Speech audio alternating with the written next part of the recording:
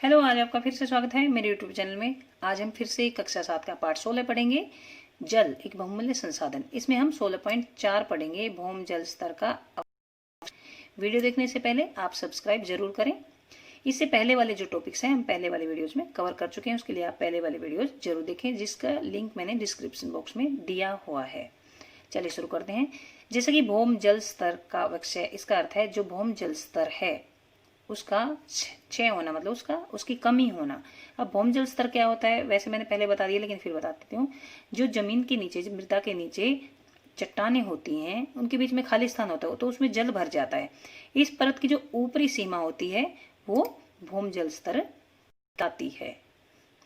अब भूम जल स्तर विभिन्न स्थानों पर विभिन्न पाया जाता है। कहीं पर तो पानी ज्यादा होता है जमीन के नीचे, और कहीं पर बहुत कम होता है जमीन के नीचे पानी, मतलब गहराई तक खोदना पड़ता है।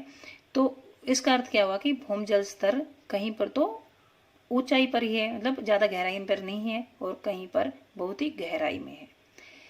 तो इसका अवक्षय मतलब इसकी कमी होना, क्योंकि हम भूमि के नीचे से जो भूम जल है उसको निकालते रहते हैं ट्यूबवेल से और हैंडपंप से, और वो दी जाती है। तो उसका ये अवक्षय का मतलब हो गया कि भूम जल स्तर में कमी आना। लेकिन जो कमी है उसकी पूर्ति कैसे होती है? प्राय वर्षा जल के अंतःसरण द्वारा उसकी पूर्ति होती है। जैसे कि कच्ची जगह होती है, उसमें अगर बारिश वहां पर होती है तो बारिश का जो पानी है वो एब्जॉर्ब किया जाता है, जमीन उसके पानी को एब्जॉर्ब कर लेती है। लेकिन जहाँ पक्की जगह होती है वहां पर उस पानी को एब्जॉर्ब नहीं किया जाता है, नहीं कर पाती जमीन।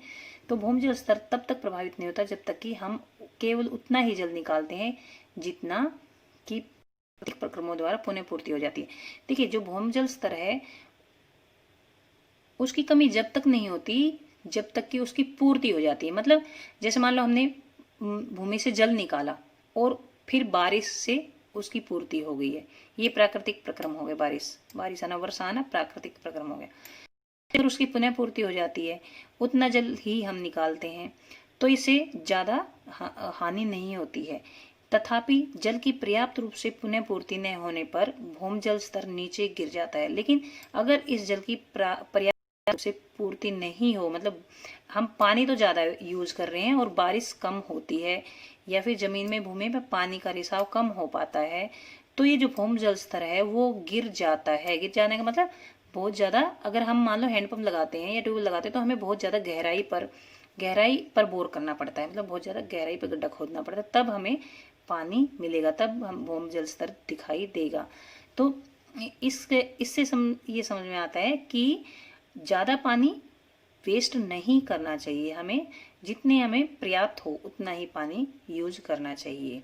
ऐसा अनेक कारणों से हो सकता है कि भूम जल स्तर क्यों गिर रहा है, ऐसे अनेक कारणों से हो सकता है, जैसे कि जनसंख्या में वृद्धि से, औद्योगिक और कृषि गतिविधियों से, और भूम जल स्तर को प्रभावित करने वाले कुछ अन्य सामान्य कारकों से भूम जल स्तर गिरता है। अब जनसंख्या से कैसे होता है ये हम आगे पढ़ेंगे, और औद्योगिक और कृषि विधियों से ये भी हम आगे पढ़ेंगे। अल्प वर्षा एक अन्य कारक है। अल्प वर्षा मतलब होता है कम वर्षा, यह भी एक कारक है जिससे भूम जल स्तर गिरता है, जो कि भूम जल स्तर को कर सकता है। अगर वर्षा कम होगी तो जमीन में पानी का रिसाव कम होगा, तो जो भूम जल स्तर है वो नीचा रहेगा।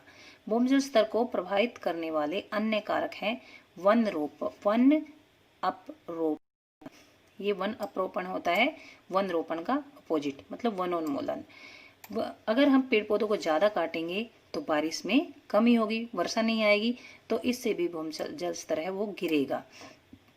और जल अंतःसरण के लिए प्रभावित क्षेत्र में कमी है। और जैसे मान लो कच्ची जमीन है, अगर वहां पर हम बिल्डिंगें बना देंगे, वहां पर फैक्ट्रीज बना देंगे, तो वो जगह पक्की हो जाती है, उसमें भूमि में जो जल का रिसाव है वो कम हो जाता है। जब भूमि में जल नहीं जाएगा तो भूम जल स्तर वो भी नीचे गिर जाएगा।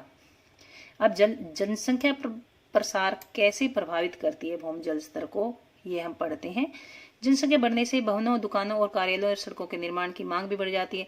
जैसे जनसंख्या बढ़ती है तो भवन बनते हैं, बिल्डिंग्स बनती है, दुकानें बनती हैं, ऑफिस बनते हैं, या सड़कें भी बनती हैं। इससे कृषि हेतु भूमि और उद्यानों या खेल के क्षेत्रों में कमी आ जाती है, क्योंकि सारी जगह को हम पक्का कर देते हैं तो कृषि के लिए खेती नहीं होती, बगीचों के लिए खेती नहीं होती, खेल के मैदानों के लिए भी जमीन नहीं होती है।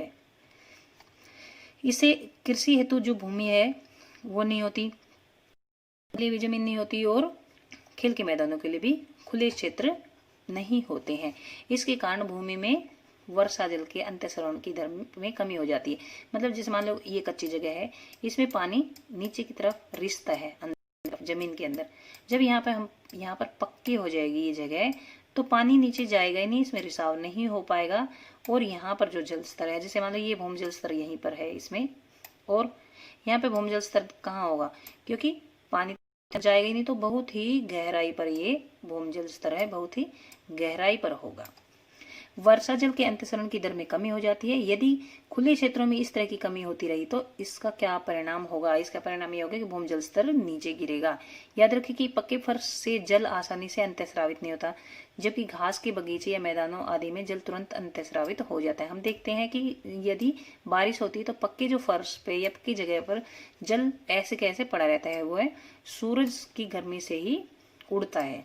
और अगर कच्ची जगह पे बारिश होती है तो जमीन सोख लेती है उस पानी को, मतलब वो अंतःस्रावित हो जाता है। यही नहीं, निर्माण बड़ी मात्रा में जल की आवश्यकता होती है। जो कंस्ट्रक्शन वगैरह होती है, बिल्डिंग्स वगैरह बनती हैं, घर बनते हैं, उनके लिए भी बड़ी मात्रा में जल की आवश्यकता होती है। इसके लिए प्राय भूमि जल का उपयोग किया जाता है। इसके लिए जो पानी है वो कहाँ से आता है?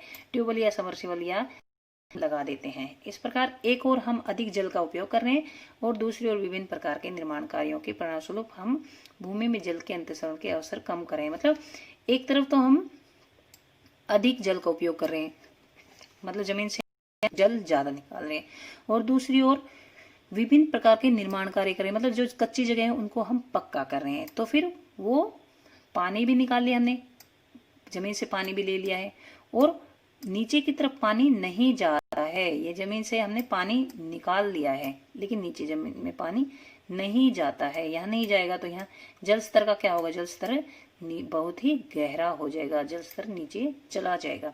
इसके कारण भूमि जल स्तर का निरंतर अवक्षय हो रहा है, तो इसे कहते हैं अवक्षय होना। भूमि जल स्तर का अवक्षय होना।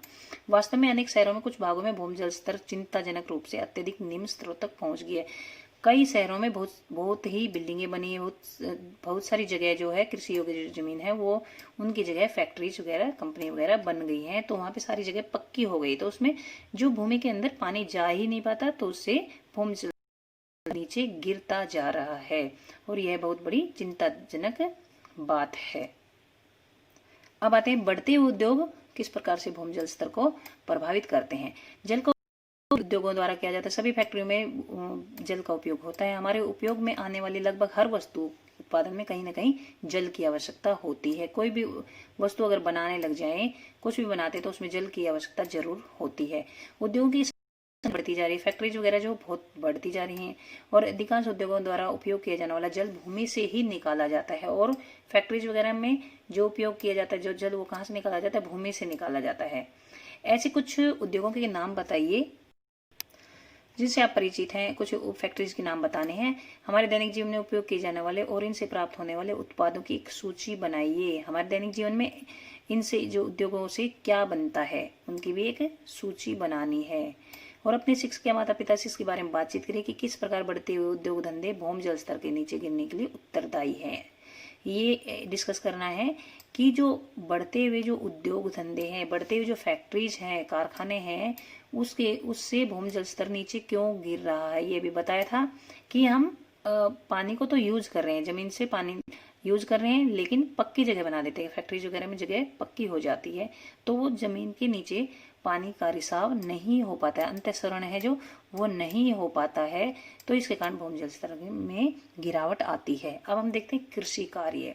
अब भारत में अधिकांश किसान अपनी फसलों की सिंचाई के लिए वर्षा पर निर्भर होते हैं। जहाँ पर पानी की पूर्ति नहीं हो पाती है, वहाँ पे वर्षा पर ही किसान जो है वो निर्भर होते हैं। अपनी फसलों की सिंचाई वर्षा से ही करते हैं। नहरों जैसे तंत्र केवल कुछ ही क्षेत्रों में उपलब्ध है। नहर जो है वो हर जगह नहीं बनी हुई है, कुछ ही क्षेत्रों में बनी हुई है।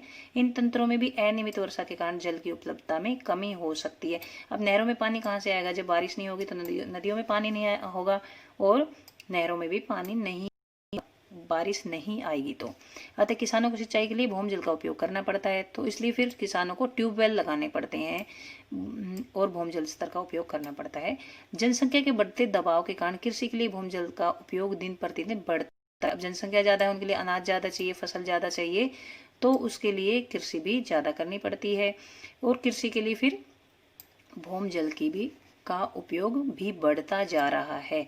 इसके परिणामस्वरूप भूम जल स्तर में गिरावट आ रही है, मतलब कृषि कार्य के कारण भी भूम जल स्तर में गिरावट आ रही है। तो ये 3 कारण हमने पढ़े हैं, बढ़ता हुआ जनसंख्या और बढ़ते हुए उद्योग और कृषि कार्य, इन तीनों के कारण भूम जल स्तर में गिरावट आ रही है। उम्मीद है आपको समझ में आ गया होगा।